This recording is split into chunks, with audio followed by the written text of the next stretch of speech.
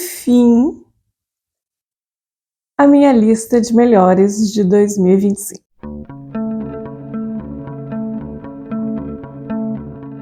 Bom dia, boa tarde, boa noite, sejam muito bem-vindos ao canal. Eu sou a Mari, essa é a Mari Entre Linhas. Espero que vocês gostem do vídeo de hoje. Bom, gente, eu demorei pra caramba pra decidir quais seriam os melhores de 2025. Eram pra ser 10 livros. Só que não vai ter jeito. Eu não consegui me decidir qual sairia para poder entrar um que eu gostei muito, então são 11 livros, os 11 favoritos. É muita coisa, é praticamente um terço do que eu li o ano passado, mas eu acho que a gente lê esperando gostar bastante dos livros, né? Principalmente quando a gente compra o livro, né? A gente quer comprar, gostar e querer ler de novo. E eu começo com Guerra e Paz. Não tem como diz? Não tem um ranking. Eu vou deixar o ranking só para os últimos. Para os últimos 5. Então até o quinto, até o sexto. De 11 a 6. Livros que eu gostei muito, que eu dei 5 estrelas, que para mim foram livros maravilhosos. Guerra e Paz é um livro muito bom, muito bom. É um livro que tem cenas de guerra, né, da guerra, da invasão napoleônica na Rússia. Esse livro é um gigante, é o maior livro que eu já li, então só por isso ele já merece estar aqui. Na minha edição, acho que deve ter umas 1.500 páginas. E é um livro, eu nem vou ficar segurando, porque já fazer musculação lá na academia. É um livro que ele fala sobre a invasão que Napoleão fez na Rússia em 1808, por volta de 1808, e eu acho que 1805, 1808 foi aqui em Portugal, né?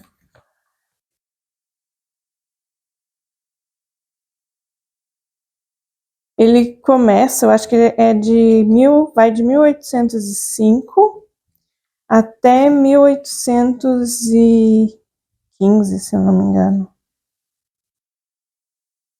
1805. Eu achei um pouco difícil de ler, porque, pelo menos aqui na minha edição, tem uma parte em francês, falas em francês, que a forma como o Tolstói escreveu. Então as pessoas eram aquela pessoa, aristocracia russa, que falava francês, para se diferenciar, né? E aí, na minha edição, a tradução, quem sabe francês é tranquilo, mas para quem não sabe, a tradução fica aqui embaixo, no rodapé. Então, e a letra é um pouquinho menor. Então, não foi fácil. Não foi uma leitura fácil, mas foi uma leitura prazerosa. Então, assim, às vezes é cortado, fala um pouco só em francês, como aqui, acho que dá para ver. Ele fala um pedacinho, uma frase, um pedaço da frase. Então, eu tenho que ir lá procurar e depois voltar, ler o resto da frase, para tentar entender qual que era a conversa. Não foi nada fácil. Eu acho que isso é o que torna mais difícil e o tamanho dele, né? Mas eu li um pouco no corpo, um pouco dessa edição, ou a outra edição em e-book também, a mesma edição. Um pouco eu li em casa, um pouco eu li durante o curso, então no momento em que eu estava no curso e nos meus intervalos, obviamente. Adoraria ficar lendo enquanto tem alguma aula chata, mas não fiz isso.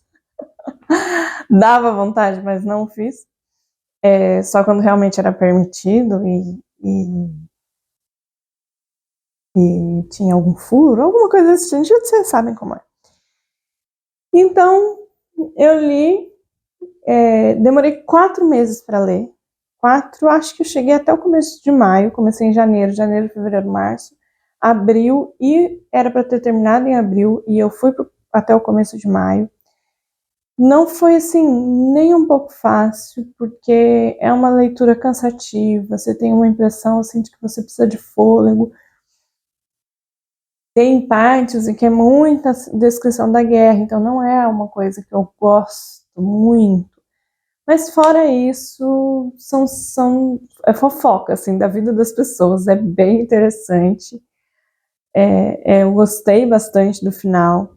Só acho que tem 2 capítulos no final que dispensaria, assim, que é mais sobre a guerra já acabou, mas você ainda tá falando disso, sabe? Como se a pessoa estivesse remoendo ali um assunto. Para mim não precisava, mas não fui eu que escrevi. E não sou eu que sou um gênio. Então, é isso aí. Bom, então, como eu disse para vocês, esses primeiros livros não têm exatamente uma ordem. Eu vou falar agora de um livro que eu li, acho que em setembro, Lições de Química, da Bonnie Garmus. A gente vai de um super clássico, de 1800 e poucos, né? Foi escrito no comecinho de 1900, no século XX, mas que retrata uma coisa anterior, de um século antes, e para um livro super novo, que também não é a história, pela roupinha dela que dá pra gente ver, pela TV preto e branco, é mais ou menos ali dos anos 60. Eu não sei se aqui tem a data, não lembro. 1961.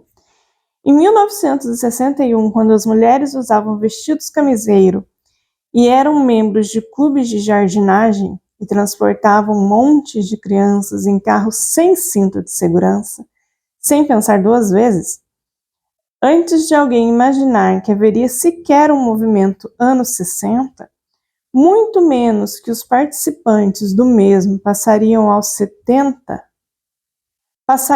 os 60 anos seguintes a narrá-lo, no tempo em que as grandes guerras tinham ficado para trás, porque já passava um tempinho ali, né, da Primeira e da Segunda Guerra, e as guerras secretas estavam apenas a começar, e as pessoas tinham pensamentos frescos e acreditavam que tudo era possível, a mãe de Madeleine Zott, aos 30 anos de idade, levantava-se todos os dias antes da alvorada e só tinha certeza de uma coisa: sua vida acabara. Então a gente começa com isso e vai ver toda a história dessa mulher. Então ali ela está num momento, num ponto do tempo, ela parte de um ponto no tempo em que ela volta para contar a vida da Elizabeth Zott, e depois ela vai um pouquinho para o futuro da Elizabeth no final. Então ela vai para o passado, chega até esse ponto e depois conta mais um pouco do futuro. Até chegar no presente, no que seria o presente, né? Conta o resto da história dela. É muito interessante esse livro, aqui a gente tem uma mulher que queria ser cientista, ela não estudou, os pais eram trapaceiros, assim, ganhavam a vida de um jeito não muito ortodoxo e não muito honesto mesmo, nada honesto. E não colocaram ela na escola. E ela estudou em casa, estudou com o irmão, estudou de algum jeito, e ela tem vários traumas de infância. Ela não tem, assim, uma família, pessoas na vida dela. A gente tem cenas difíceis de ler e bem difíceis de engolir. Para mim, assim, a escritora, a narradora, ela tá contando coisas vestida de anos 60, mas que acontecem muito. Anos 50, 60, né? Porque ela vai parte ali dos anos 60, mas contando um pouquinho do que já passou. Então ela por volta dos 50. E isso tá vestido, tá com essa roupagem, mas são coisas que acontecem hoje em dia. A maioria das coisas. E são coisas difíceis de ler. E aí a gente vai seguir a história dela, que é uma cientista, que sempre quis ser uma cientista, e que não se dá bem na ciência por conta das outras pessoas que trabalham com ela, principalmente homens, e mulheres também, que puxam o tapete, mas não era muito aceito que as mulheres trabalhassem como cientista, né? Tem mulheres no lugar que ela trabalha, mas essas mulheres trabalham no escritório, não são cientistas, são secretárias. Elas não têm o pensamento de um cientista, elas não desafiam as pessoas trazendo propostas de inovação, nada disso. E essa é a Elizabeth, ela traz tudo isso. E aí a gente vai ver as consequências dela ser essa pessoa que tem uma firmeza, que tem... Para mim, a descrição da Elizabeth é o que eu consigo entender de uma mulher autista. Tanto a Elizabeth quanto o par romântico dela. Eu falo, essas pessoas, eles não são neurotípicos. Eles têm uma coisa diferente. É muito interessante, assim, gente, é um livro que eu recomendo muito. Que eu gostei muito, mas que não foram os favoritos. A gente tem também Violeta. Eu gostei muito desse livro, muito mesmo. É da Isabel Allende. Um livro que desafia também, assim como o que eu li no ano passado, né, que traz aqui algumas coisas sobre a ditadura que houve na América Latina. A gente não tem exatamente qual é o país.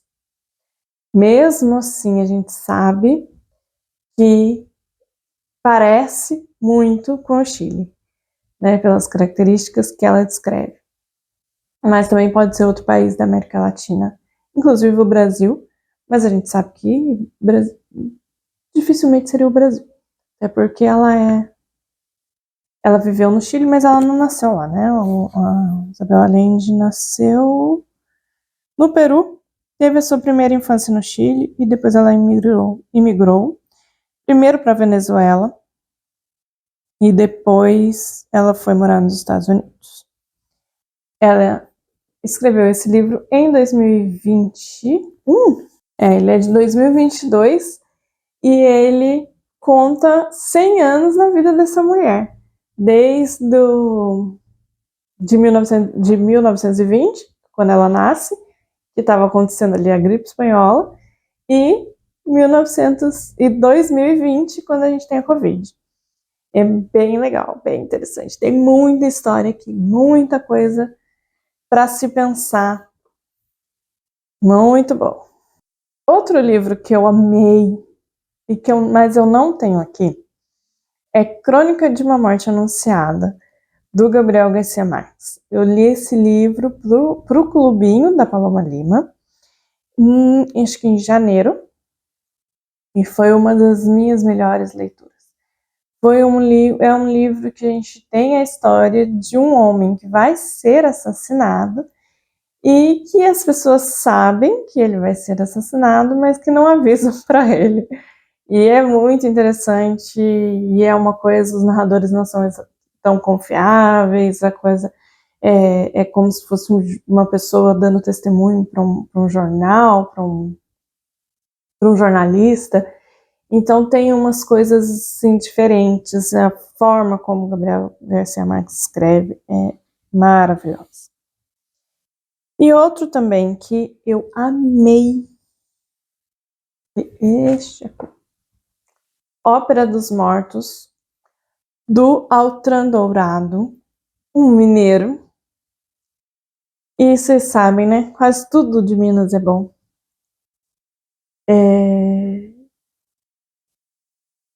E aí, esse livro, a gente tem aqui, esse livro, a gente tem aqui, a primeira frase dele é maravilhosa.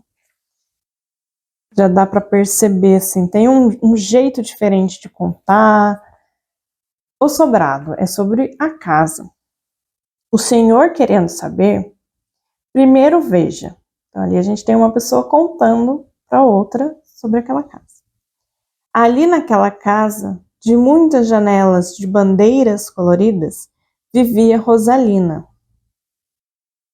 Ainda casa de gente de casta, então gente que tem posse. Segundo eles, antigamente. Ainda conserva a imponência e o porte senhorial, o ar solarengo que o tempo de todo não comeu. As cores das janelas e das portas estão lavadas de velhas. O reboco caído, em alguns trechos, como grandes placas de ferida, mostra mesmo as pedras e os tijolos e as taipas de sua carne e ossos, feitos para durar toda a vida. Vidros quebrados, resultado do ataque da meninada nos dias de reinação, quando vinham provocar Rosalina. Não de propósito e ruindade, mas sem que fazer de menino, sem ter o que fazer. Escondida atrás das cortinas e reposteiros. Nos peitoris das sacadas de ferro, rendilhado, formando flores estilizadas, setas, volutas, esses e gregas. Faltam muitas das pinhas de cristal facetado, cor de vinho, que arrematavam nas cantoneiras a leveza daqueles balcões. Então aqui a gente tem a descrição da casa, de parte da casa, que é uma casa que faz parte dos personagens desse livro. Então é incrível, assim, ele fala sobre a casa, sobre as pessoas que viviam nessa casa, e não é uma família muito grande, não, mas uma família vai passando gerações e são pessoas que têm poucos filhos. E aqui nesse livro tem a cena que eu achei mais maravilhosa do parto, do melhor parto que eu já li em literatura. Tá aqui, achei incrível a cena. E o que acontece depois é de deixar você de boca aberta e ficar, meu Deus, o que aconteceu? O que foi que aconteceu? E fica ali nas entrelinhas. E tem muita coisa, assim, que tem que interpretar. Eu acho muito interessante quando tem isso em literatura. E aí, para completar os 6 livros que eu disse que achei maravilhosos, mas que não é o top 5, tá esse aqui, que tá quase ali no top 5, sabe? Seria, se eu tivesse feito até 10 ou 11, seria o 6º. O Meu Pé de Laranja Lima, do José Mauro de Vasconcelos. Aqui tem um livro que tem um pouquinho de autobiografia. E eu falo que esse livro parece uma coisa doce, uma amizade do menino, mas se você quer saber o que uma criança sente, o que uma criança pensa, depois de apanhar da família, dos pais, principalmente, mas também das irmãs, lê esse livro. Você vai saber do que eu tô falando. E não a violência, né, gente? Não tem como a gente aceitar a violência contra as crianças, especialmente. É maravilhoso. Só leia. Esse tem até na China esse livro, então brasileiro tem que ler obrigatoriamente. Se nunca foi pedido, leia por conta própria, porque é maravilhoso. Tem filme também, mas não é igual. A adaptação, eu sei que é muito boa, mas leia o livro. Aí a gente vai para os 5 maravilhosos que entram para minha lista de vou falar sempre desses livros. São incríveis. Em quinto lugar, tá Véspera, da Carla Madeira. Eu gostei demais desse livro. Achei que o final me deu aquele de não era o que eu esperava, me surpreendeu. Aqui a gente tem a história de dois irmãos. A gente começa, na verdade, com uma mulher que deixa o seu filho de 5 anos na rua, numa rua movimentada de São Paulo, de uma grande cidade, não sei se São Paulo, Belo Horizonte, onde é. A Carla Madeira é mineira, porque vocês sabem, né? Autores mineiros são muito bons. E ela deixa o filho e ela dá a volta, porque a rua só, né, uma avenida que só vai para lá São Paulo, não tem como se fazer um retorno e vir, então ela vai, arruma um jeito de dar a volta de novo, o filho não tá lá. E o que aconteceu com essa criança? E aí a gente tem, o que eu acho mais maravilhoso nesse livro é que a gente tem um capítulo falando sobre isso e um capítulo falando sobre o passado. E no passado a gente tem dois irmãos, uma mãe que teve filhos gêmeos e que o marido, numa brincadeira meio sem noção, deu o nome de Caim e Abel. Acho que era para ser Pedro e Paulo, uma coisa assim. E ela fica decepcionadíssima e ela resolve que ela não vai chamar eles de Caim e Abel, não vai chamar o filho de Caim, vai ser o Abel e o Abelzinho.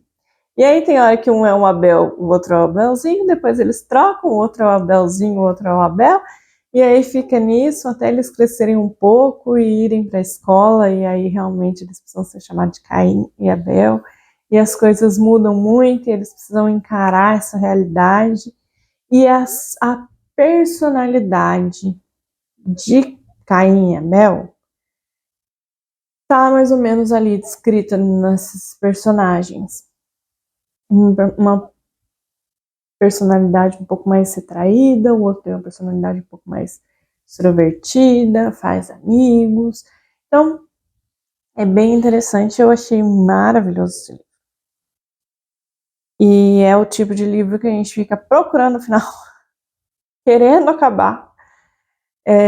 Ler assim de uma vezada. Eu li acho que no final de semana da festa da Avante, então tava naquele clima de festa, aquela coisa gostosa, eu consegui terminar a hora que eu cheguei aqui. E eu amei.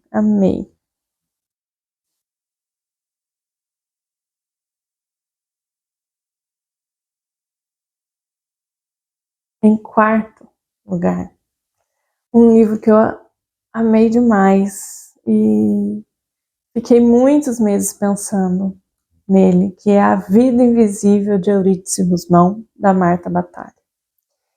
É um livro fininho, é um livro que eu não tenho, o livro físico aqui está emprestado, mas é um livro muito bom, muito bem escrito, e a gente tem uma mulher que não sabe o que ser.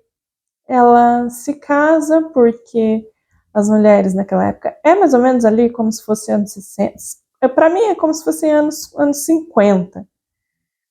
Ela não sabe muito bem o que fazer e ela não tem um trabalho, uma profissão, né? E ela se casa e ela tem uma decepção muito grande no momento da lua de mel. E o marido é rude com ela por muitos anos. E aí ela começa a querer se afastar do marido. E ela começa a fazer coisas. E todas as vezes que ela faz coisas diferentes, coisas só para ela, coisas que ela acha interessante, e ela vai contar para ele, ou ele descobre de alguma forma, ele diz que não era para ela fazer isso, que ela não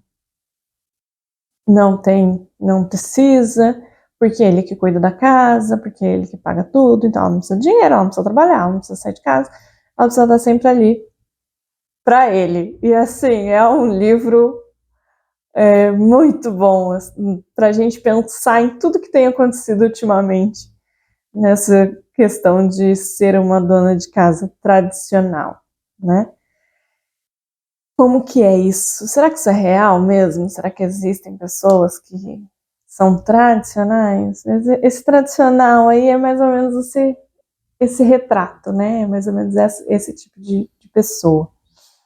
E eu achei meio complexo, gente. É um livro que a gente precisa ler para a gente pensar também nessas novas ondas aí.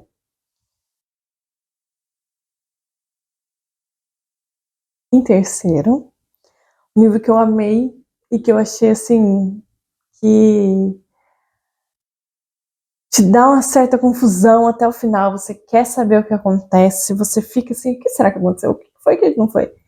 Que é sempre a hora da nossa morte. Amém.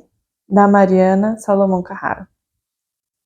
Eu sei que essa autora está muito famosa, tem muitos livros e todos os livros são bons e ela fala um pouco de luto e coisas assim que não são muito fáceis, né, da gente encarar. Mas esse livro, eu só li esse dela, pretendo ler outros, mas ainda não peguei. Você tem uma mãe, uma mulher, que é chamada de Aurora, e que ela foi encontrada depois do Réveillon, desmemoriada, de pijama, de camisola, segurando uma corrente de cachorro, uma trela. E ninguém sabe qual que é a verdadeira identidade dela. Quem é essa mulher? Ela é mesmo quem ela diz que é? E ela vai ela é internada num lugar de idosos, e ela vai tendo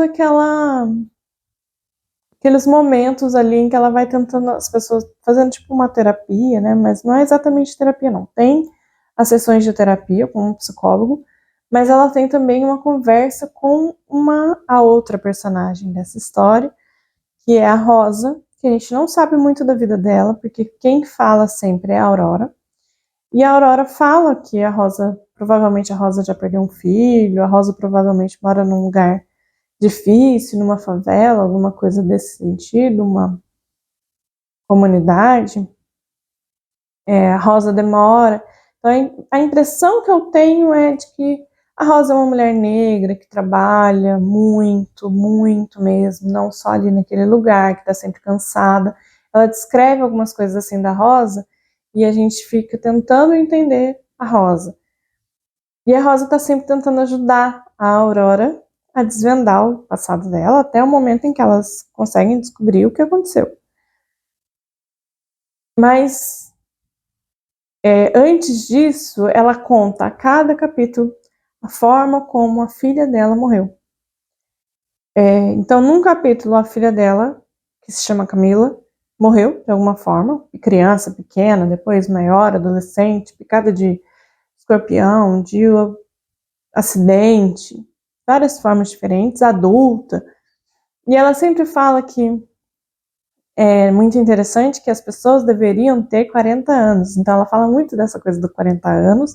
Ela fala da Camila, ela fala de um Fusca que ela teve com o marido, do marido que ela teve e se separou.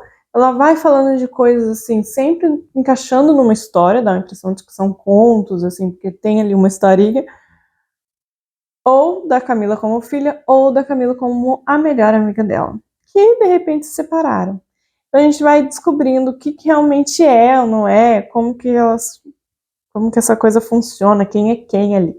É bem interessante. A gente fica tentando descobrir até a hora que eles contam pra gente lá no final do livro. Mas até o final é muito bom de ler. É um livro gostoso de ler. Apesar de ter cenas de pessoas que morrem de tudo quanto é tipo de jeito, mas não é muito visual. Pelo menos pra mim não foi, né? Pode ser. Fica aí o aviso. Vá com cuidado. Mas é bom. E aí a gente tem os dois primeiros livros. O segundo ficou para José Saramago.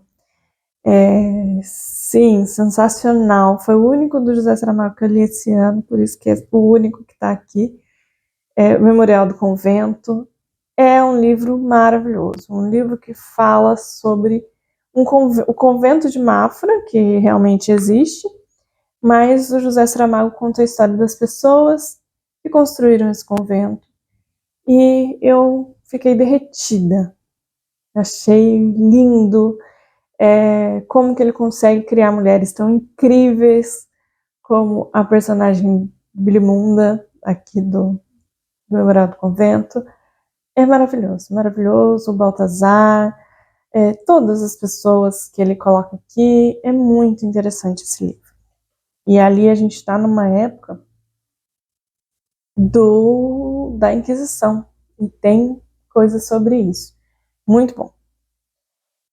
E o primeiro top, maravilhoso, que eu amei ler, que para mim foi assim, incrível. Nossa, que livro!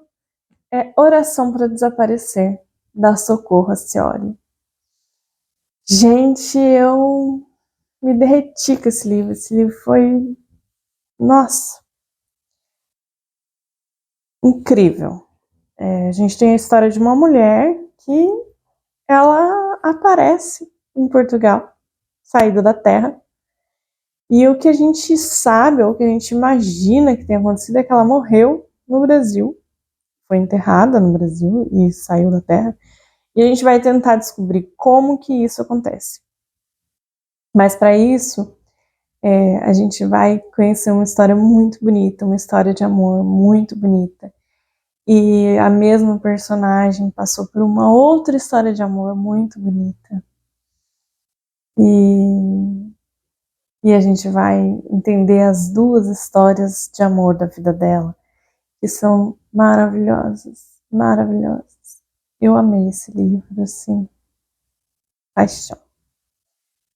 É isso, gente. Olha, espero que vocês tenham gostado do vídeo de hoje. Me contem aí qual o melhor livro que vocês leram no ano passado. Deixa nos comentários, deixa o seu like, compartilhe esse vídeo com seus amigos. Um beijo, tchau, tchau.